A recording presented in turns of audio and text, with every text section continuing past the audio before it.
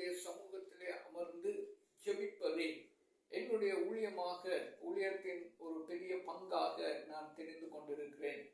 இரவு நேரங்களிலும் அதிகாலை நேரங்களிலும் அதிகமான மணி நேரங்களை கர்த்தருடைய பாதத்திலே உட்கார்ந்து நான் செலவழித்துக் கொண்டிருக்கிறேன்.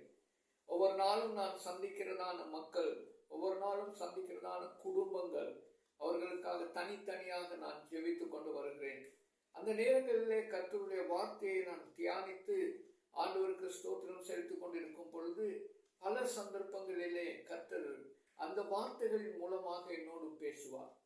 அந்த விதமாக பேசப்பட்டதான ஒரு செய்தியை உங்களோடு இந்த நாளிலே பகிர்ந்து கொள்வதில் நான் மிகவும் சந்தோஷமாக இருக்கிறேன், பிரியப்படுகிறேன்.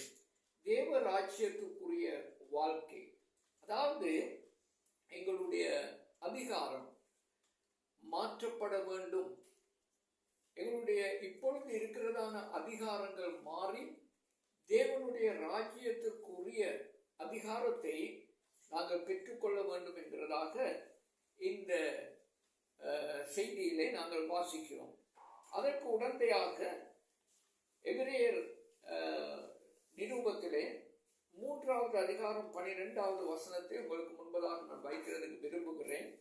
சகோதரரே, ஜீவனுள்ள தேவனை விட்டு விலகுகிறதுக்கு ஏதுவான அவிசுவாசம் உள்ள பொல்லாத இருதயம் உங்களில் ஒருவனுக்குள்ளும் இராதபடிக்கு நீங்கள் எச்சரிக்கையாக இருங்கள். எபிரேயர் நிருபத்தை எழுதினதான ஆசிரியர் இந்த காரியத்தை மிகவும் எச்சரிக்கையாக இருக்குமாறு மக்களுக்கு எழுதி கொண்டு போகிறார். எதற்கு நாங்கள் எச்சரிக்கையாக இருக்க வேண்டுமாம்? தேவனுடைய ஜீவனுள்ள தேவனை விட்டு விலகி போகக்கூடாது. அப்படி விலகி போனால் அந்த இருதயம் பொல்லாத இருதயமாக மாறிவிடும் என்கிறதாக அவர் சொல்கிறார். ஆனபடினால இந்த பொல்லாத இருதயம் உங்களுக்குள்ளே வந்துவிடக்கூடாது. ஆனபடினால தேவனை விட்டு விலகாமல் ஆண்டவரோடு கூட இருங்கள் என்கிறதாகத்தான் அவர் சொல்லுகிறதுக்கு அங்கே பிரயாசப்படுகிறார். இயேசு கிறிஸ்துவனுடைய ராஜ்யம் வேறே, இந்த உலகத்தின் ராஜ்யம் வேறே. இயேசு கிறிஸ்துவின் ராஜ்யம் பரலோக ராஜ்யம், இந்த உலகத்தின் ராஜ்யம் இந்த உலகத்துக்குரிய பிசாசனுடைய ராஜ்யம்.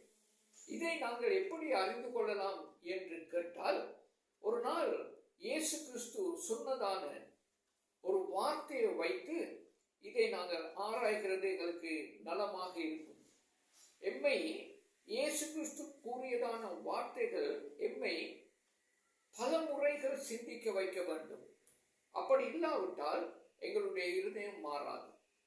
இயேசு கிறிஸ்துவனுடைய வார்த்தையை நாங்கள் வாசிக்கலாம், வேதத்தை நாங்கள் வாசிக்கலாம், ஆனால் தியானிக்க வேண்டியது மிகவும் அவசியமாக இருக்கிறது. நான் என்ன வாசித்தேன்? இந்த வசனத்தில் இருந்து தேவன் என்னோடு பேசுகிறாரா? இந்த வசனம் எனக்குள்ளே ஒரு மாற்றத்தை கொண்டு வருகிறதா? அப்படி மாற்றத்தை கொண்டு வருகிறதாக இருந்தால் அந்த மாற்றம் எந்த விதமான மாற்றமாக இருக்க வேண்டும் என்கிறதாக நாங்கள் ஜெபத்திலே உட்கார்ந்து நேரத்தை செலவழித்து அந்த வசனத்தை முன்னாலே வைத்துக்கொண்டு அதை குறித்து சிந்திக்க வேண்டியது மிகவும் அவசியமாக இருக்கிறது. அநேகர் இன்றைக்கு வேதத்தை வாசிக்கிறது ஏதோ ஒரு மனப்பாடமாக காரியங்களை சொல்லிக் கொண்டு போகிறதை போல மிகவும் அவசரமாக வேதத்தை வாசித்து விட்டு தங்களுடைய கடமைகளுக்கு போகிறார்கள். அப்படி அல்ல. அருமையான தேவனுடைய பிள்ளைகளே, ஒரு முறை நாங்கள் இந்த விதமாக வாசிக்கிறோம் பாருங்க. இயேசு கிறிஸ்துவை கைது செய்கிறதுக்காக வந்துவிட்டார்கள். அவரை கைது செய்கிறதான கூட்டம் அவரை கைது செய்து கொண்டு போய் பிலாத்துவின் முன்பதாக நிறுத்தி இருக்கிறார்கள். அப்பொழுது பிலாத்து அதிகமான கேள்விகளை அவரிடத்தில் கேட்கிறான். அப்போ பாருங்க, யோவான் எழுதின சுவிசேஷத்துல நாங்கள் ஒரு வார்த்தையை வாசிக்கிறோம். இயேசு கிறிஸ்து பேசுகிறார். இயேசு கிறிஸ்து பேசி யோவான் 18வது அதிகாரத்தில் 36வது வசனத்திலே நாங்கள் வாசிக்கிறோம். இயேசு கிறிஸ்து பிரதியுத்தரமாக என்றால் பிலாத்து சொன்னதான காரியத்துக்கு உத்தரவு கொடுத்து அவர் இந்த விதமாக சொல்கிறார். 36வது வசனத்தை நீங்க பரப்பி பாருங்க. யோவான் 18:36 ஆண்டவர் சொல்கிறார், இயேசு பிரதியுத்தரமாக, என் ராஜ்யம் இவ்வுலகத்துக்கு உரியது அல்ல. என் ராஜ்யம் இவ்வுலகத்துக்கு உரியதானால் நான் யூதரிடத்தில் ஒப்புக் கொடுக்கப்படாத படிக்கு என் ஊழியக்காரர்கள் போராடி இருப்பார்கள். இப்படி இருக்க என் ராஜ்யம் இவ்விடத்துக்குரியது அல்ல என்று சொல்லுகிறார். இப்ப பாருங்க, பிலாத்து அதிகாரத்தோடு இருக்கிறான், அதிகார பீடத்திலே அமர்ந்து இருக்கிறான், சிங்காசனத்திலே அவன் உட்கார்ந்து இருக்கிறான், அவன் கேள்விகளை கேட்டுக்கொண்டிருக்கிறான். அப்பொழுது இயேசு கிறிஸ்து சொல்லுகிறார், உனக்கு உத்தரவு சொல்லுகிறதற்கு எனக்கு அவ்வளவு தேவையில்லைங்கிறது மாதிரி இந்த அர்த்தம் இருக்கிறது அல்லவா?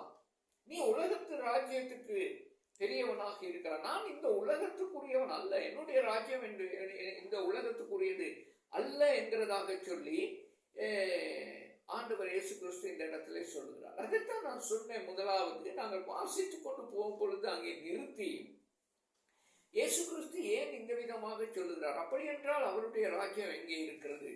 உலகத்தின் ராஜ்யத்துக்கும் அவருடைய ராஜ்யத்துக்கும் ஒரு வித்தியாசம் என்ன?